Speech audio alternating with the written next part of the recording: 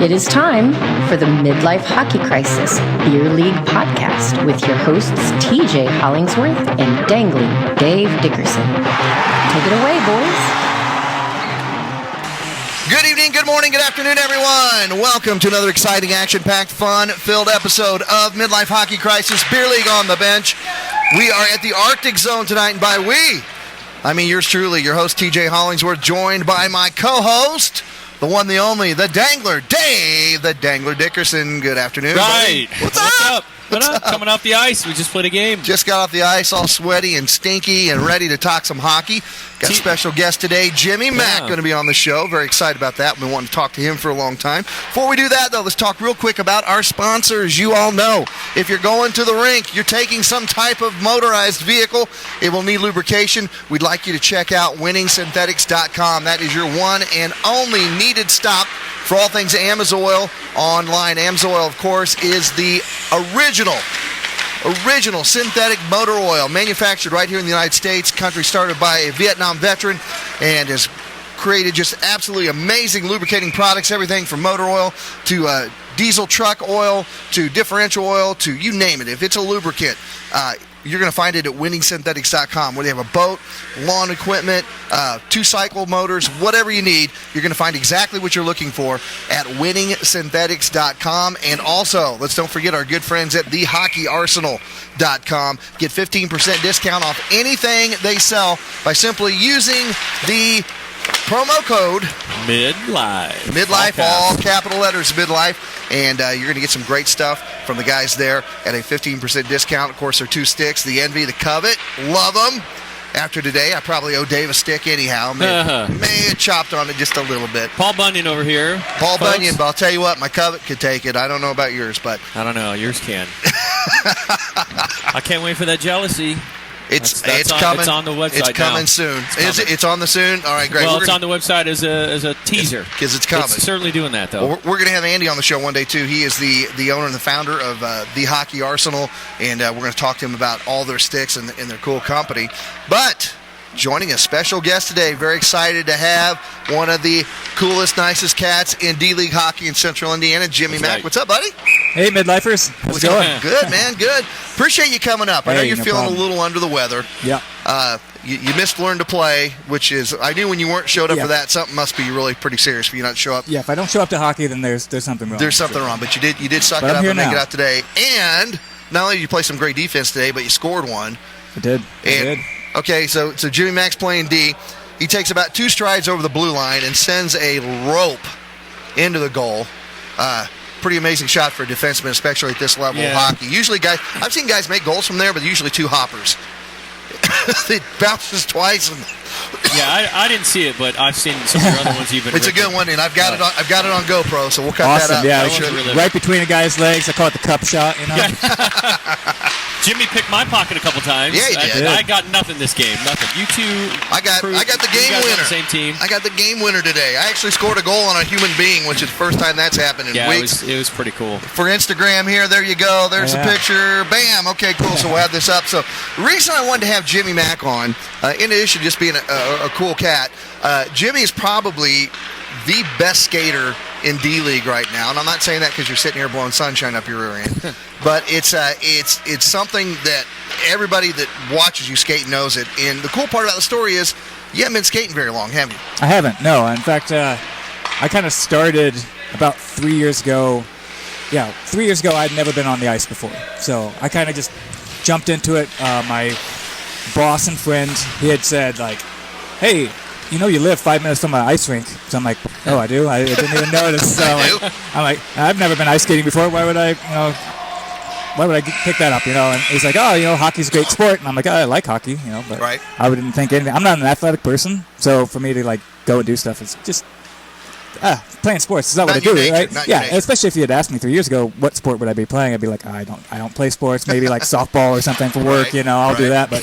So I just went to a public skate, and I was just falling all over the place. You know, it's just horrible, like all of us are, you know, when we first start. And I just kept with it, and I'm like, oh, this is kind of fun, though. So I went to a couple more. I had a buddy who also went with me, and then we decided, you know what, let's just take some classes. You Right. know, like they have learn to skate, learn to play, and so forth. So we just went to learn to skate, and we were fortunate to get Laura Daniels as our instructor because she is a power skater instructor by nature. So Right. so she was teaching us all like great hockey strides and everything else like that. And so we just kept with that, stuck to that for a couple of sessions, and then we decided to join into Fishers ran a hockey camp over the summer, so we just hopped into that and we had a blast. I mean, that's the kind of thing where no one knows how to stop and you just run in and everybody. It's a Much great like a time. league. Oh, Yeah, much like the really, league, yeah, really exactly. not much has changed. But we just kept with it, like having a buddy to like learn with and kind of bounce ideas off of, and just go to like public skates or skating pucks here and there to just keep at it. I mean, that's really what kept me going, is just trying to get better, because like ice skating is unlike anything because you're constantly getting better. You can just tell, like when I hop off the ice, it's like, oh hey, I did that slightly better this time, you know. Right. So just sticking with it and that's it, really. So you mentioned power skating. Just for the people listening that don't really, we kind of gear our content towards people that are just like ourselves, brand new, don't know much, trying to give them a little bit of an education. When we talk power skating, kind of explain what that is and what the difference between just recreational Saturday night skating is and power skating. Absolutely. So power skating is really focused on a couple of core things, which are key to hockey, right? It's going to be getting really low and keeping, basically having a good form. So you got your back up, your legs are bent really far, you're getting really good strides, you're resetting your feet back together in between strides, things like that. It's all, and a lot of other things are working on edges, right? So really pushing on those edges, because you need that to be able to, come around corners. You know your edges really well. I lean on my I'll edges give pretty him good. that. Jimmy's the best there is when it comes to edge work. I mean, just ridiculous. Half the time I'm skating. Your chords jiggling. Oh yeah. There you go. If you hold Half it the in your time hand. I'm skating, I'm mesmerized by some of the stuff that you do. It's pretty impressive, but every bit of it is something that's applicable in hockey, and it's one of those things that is only going to make you a better player as your stick handling gets better. I mean, you in particular, just anybody, as your stick handling gets better. If you can get the skating down first, the rest of it, I think, will come, I don't want to say easily, but probably a little quicker. Not to mention, people that can skate and hang on to a puck just to get it up the ice, by nature, are going to be more involved in the game just because of the fact that Absolutely. at some point you got to cross the red line. Yeah, you want to focus on skating, so that way when you're playing a game, you don't have to worry about the skating. It's just natural then. Right. And then you're playing a game. It's not, for the person that's never played or brand new, it's not terribly hard if you don't have anybody trying to take the puck from you to literally put the puck on the end of your stick and skate straight ahead. Right. It's not very hard. Right. Now, when you start seeing the guys stick handling, or when they're going with the puck on the front of the blade, the back of the blade, as they're skating along, yeah, that becomes a little more of a skill set. But even that's not terribly hard. But when you start combining that with skating, and I think where people get it hung up is they're thinking about their feet rather than just reacting to what's happening. And you can definitely see that Jimmy's able to just react. There's no thinking, I need to do this. It's just, my body needs to be over there, and your feet make it happen. Oh, sure, yeah. Now, I may react slowly because, I'm old and that's what we do, but, I'm reacting. So if you could pick 3 or 4 things for somebody that's listening to this and thinking, this looks like what I want to do, I need to work on my skating. Sure. What are some things that you would suggest, or if somebody asked you for help, what would you do with them first? So what and this is coming from Laura Daniels. She taught us this because she had us do this at the start of every class, right? Mm-hmm. What we're going to work on is we're going to work on strides, so that's getting real low, pushing, and so you're kind of pushing out and then extending your leg and dragging your toe, and then pulling it back to reset your feet, and then pushing off with the other foot, and you're getting as low as you can, and you're kind of just basically zigzagging down the ice. Right. We call that scratch and attach. That's a good thing. It's building that leg muscle, building that muscle memory, so that way you can push out really far and get a good push off your strides. And the other thing that I would say that you want to work on is doing C's. So that's like doing 1-foot glides on inside edges and then also outside edges. Just like when I warm up out here before a game, I'm doing that. I'm doing C's. Right. Just to scratch the ice in the shape of a C, backward C, C, so you're backward just, C. You're making little C's. Right. And what else would I do? I do a lot of backwards skating, so I mean that's my preference because I play a lot of defense. But Wait, where's the time? Where's the time? I should be playing up. You sure as hell played today. Jimmy played defense today. I It took got two-thirds front the row. game because we only had 3 defense. I got front row for that. Dave put out an APB on you after the second period. yeah. I got robbed. Just robbed. Jimmy poked it away. You can't get away from him because of the stuff you're talking about, because of the way you skate, and you stick handle really well as well, but your skating is just absolutely, there's nothing like it. It's very difficult to play against you because of the way you skate, and it's always on point. I appreciate that. Yeah. He can change directions going backwards quicker than I can change going forward. My God. Which when you're trying to deke somebody, that's what you're trying to do. You're trying to get their body moving one way so you can go the other. But when you skate at a C1 level. You just plain and simple. If this was just a skating competition, you'd be at a C1 level, and I think that beyond, yeah. Which is again, and I go back to new players, skate, learn how to skate. Everything you can play great defense without having a clue on how to handle the puck. Yeah, you can hide a lot of the stuff that you're missing with puck handling and with your skating. Exactly, and just skate hard. It's we go back to everybody's so worried about doing something wrong. Sometimes they don't do anything at all. Skate your ass off. Skate your ass off. Jim, what are some things that you're now in your third year of playing? Is this your third full start? So I skated for about 6 months before I started playing, so it's probably about two and a half years playing. 2.5 years. What are some things that as you got going, you thought were some of the big challenges as far as learning the game of hockey? Learning the game of hockey, well, just knowing where to be. I think positioning was a big part of that. Now I jumped right into it playing defense because I'm like, I don't even know what those forwards are doing up there. So I'm like, at least I can kind of understand what the defense are doing. We don't either. Yeah. No, I think playing defense for me was a good thing because that lets you kind of watch more of the game, right? And it's a lot more methodical. So I'm a software engineer, so everything I do is a lot of logic, right? So it's a lot of if this happens, do this kind of thing. And I think forwards you have to be more thinking on your feet, very fluid. So playing defense, I think was the right thing for me to do, even though I was horrible at it because people would go by me. So just picking up the things on that end. I'm still here recently. I'm still playing defense, but I've been playing forward a bit more. Right. So I'm actually learning some of these. Get out of the comfort zone a little bit. Yeah, getting out of that comfort zone and making sure that I'm learning. Where do I need to be now as I'm playing more forward? Right. So I don't know. It's just positioning has been a rough thing for me, especially because I don't know what I'm doing, right? Yeah, and for those listening, when you're playing defense, you spend most of your time, while your team's trying to score, you spend most of your time up at the blue line. Your job really at that point is to keep the puck in the zone. In the event there is a turnover and they start going the other way, your job now is to get in the middle of the ice and whatever's coming at you, try to push them out to the boards by steering them with your body. Not necessarily in our league in particular. You just can't go out and put a shoulder on somebody and knock them down. But your goal is to try to push them away from the goal and give the forwards a chance to get back. So when you say it's very methodical, I see exactly what you mean. There's a little you gotta more. You got to find the angles to cut people off. Make sure that you're if it's 2-on-1, you know exactly where to kind of be. So it's a lot of that, and I love it. And what's been your experience now? You said this year you're playing up a little bit more. What are some things you've found that you liked? What are some things you found that have been challenging? Okay, well, there's this thing called offsides, I think. I've heard of it before. What's that? I don't know. Defense, you don't have to really worry about it too much. Yeah, they yell at you when you go past that blue line for some reason. I don't know. Yeah. But no, aside from that, shots, right? I get a lot of shots from defense, but they're kind of more lobs. They're you bounce it off the goalie kind of thing. Whereas now playing forwards, it's, you coming in at angles and so forth. And that's been a wake-up call because skating and shooting at high speeds is not something I'm used to, right? So it's a little different. I'd ask you guys for tips on that one. Hey, I'll tell you the thing I found is it's funny because we all skate together a lot during the week, which is cool. We get together. I tell people there's about 8 or 9 of us any given day. There's 4 to 6 that'll show up depending on everybody's schedule. But what I found is we play a lot of quarter or third ice. We'll just play from blue line in, and we'll kind of play it like a pickup basketball game. There's a turnover. The turnover team's got to take the puck back behind the blue line and turn around. And what I've noticed is one of the negative effects of it is we play at such a slower pace that when all of a sudden, you get used to kind of moving at a certain speed and shooting at a certain point on the ice. Well, now all of a sudden you're charging down the ice, maybe going 2 to 3 times quicker.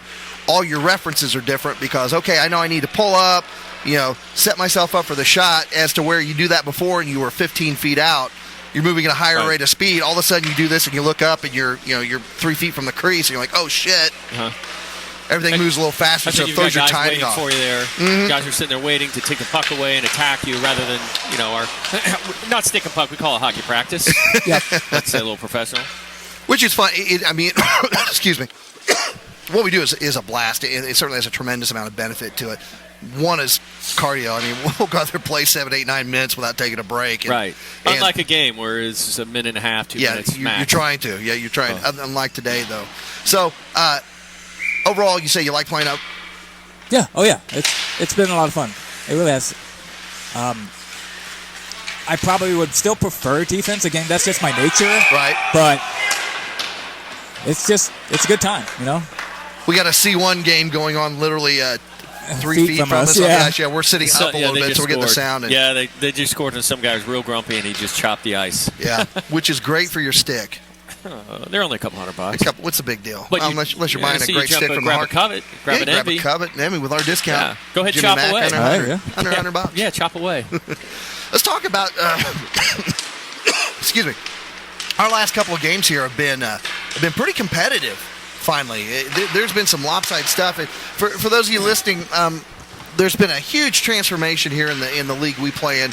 We went from a 6-team D league down to 2, which essentially is it's a scrimmage. Every week it's with a different group of people, and it's been a bit of a challenge for the powers that be that make the teams each week to kind of balance things out. Because they don't know who's new, who's what skill a lot of levels times, these guys are. trying to put a face to a name on a piece of paper can be a challenge. But last couple of weeks have been pretty decent, and I think today I probably saw quite a few of our new guys weren't here, but the ones that were here, I saw some pretty good hockey from them. It's pretty even both sides. You had some pretty good offense, some pretty good defense. Your nice balance of who's new, who's skilled. We saw a couple guys on our side like, oh my gosh, stick handler. You guys had the same thing. And I say you guys because today, you two, so Jimmy Mack and TJ, for those of you guys who are listening, we're on the other side. You guys were the white team. We're the dark team. Yeah, I had a traitor amongst us. Yeah, it was a little rough. And every Sunday I look whenever she sends out the roster, or every Saturday night, I'm like, TJ, Jimmy, Jeff, TJ, damn it. But it was a lot of fun today. Yeah, I feel like it's starting to even out, and the lady who runs it, the girl who runs it, is starting to figure out, let's put this person here, put this person here. So and some of the noobs are getting better. Right. They're getting better. And the other thing I saw today, too, which was encouraging, I saw this on both sides. I saw some really good decision-making, a lot less puck flinging, which is kind of my pet peeve at this level of play. After your second game, you should be disciplined enough to, all right, slow down, grab the puck. You should be looking around before you get to the puck, but your head down, focused on the prize. Look around. And if you're going to fling the puck, at least fling it in the direction where there's an opportunity for somebody on your team to actually get the puck. Right. There's a couple guys on our team that I think 2 or 3 games ago was one guy's first actual game. He actually scored on the last play, last game was awesome. But one of the guys on our team, he did exactly that. As soon as he got the puck, he just flung it, icing, flung it, turnover, flung it. But this time, he took that half a second, because this is D-League. You have more time than you think. Oh, my gosh. You have an eternity. You have an eternity. You got old guys like us skating at you. Especially today, we had, I think in the second period on, we had 3 subs total. 2 up front, 1 defense sub, and I think you guys maybe had 1 more. I think we had 1 defensive sub, 2 offensive sub, but the defensive sub kept going up, so we had no defensive sub. I mean, it was just a whirlwind of confusion. By that third period, the chase and stuff deep in the other zone had pretty much stopped. Yeah. But, go back to this guy. I cannot remember his name. I want to give him a shout-out, but I don't remember his name. Number 18, whoever 18 was today. But anyway, he scooped it up, moved up, just like we've talked about on our shows.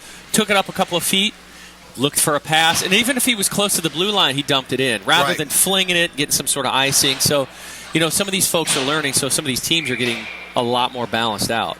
And that's always helpful. I'm kind of entranced with this C3 game we're watching right here. Yeah. The fact that those are all the people we all were playing with last year. Yeah, so what they did for you guys who are listening, summer. we it's A, B, C, D, and then C, and C kind of breaks out, B breaks out, so C1, 2, 3. C3 is essentially the D League for some of the folks that, they're keeping stats, and there's going to be playoffs. And the biggest thing is you have an official, which doesn't sound like a big deal, but it is. Yeah, you have 2 officials, so they're calling penalties. Probably a little tighter than what our instructors call them in D1. Right. I think I got the first penalty today. You did. Of you the league. high stick. Yeah. Was that you? Yeah, high Oh stick. yeah. Right. Oh yeah. Jimmy Mack saw a dark jersey in the crease, and he just went in there stick first. He's like, nah, not in my house. Just baby. start chopping. It's all right. Just start chopping. But no, this is a good league too. You know that it's essentially is. It's the folks that moved up. You know, we yell all the time in Fishers. If you have a good play, move up. Move up. Yeah, Good move up. God. Go move up. So that's.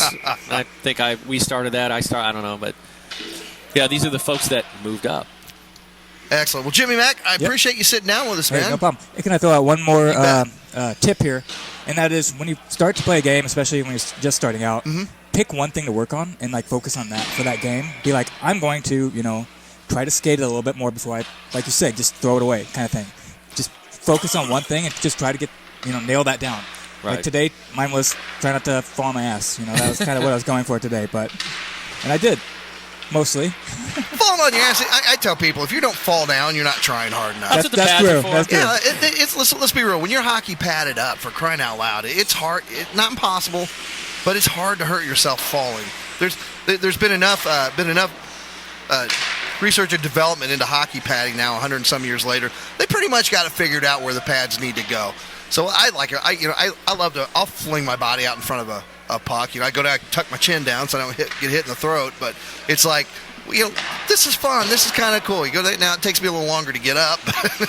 I can't pop right up like they do in the NHL, but yeah, you're hitting on a valid point, and I like other people than Dave and I saying it. So say it again for those listening. One Sure. more. It's just when you're about to play a game, just pick one thing to focus on. Maybe that's, keeping your head up or staying lower as you're skating or, skating, pushing harder but not using up as much energy. There's a lot of little things you just focus on and just make that your goal for that game. And so even if you win or lose, who cares? Just excellent make sure advice. that you're making, personal achievements.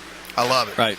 Well, Jimmy, I would like to have you back as a regular guest here, man. I think you got a lot to contribute, and I would like to keep track because I have a sneaky suspicion the more you're playing up, the more shooting opportunities you're going to get, the more goals you're going to start scoring. And the more wins we're going to have. Exactly. You have been listening to the Midlife Hockey Crisis podcast. We'll see you next period.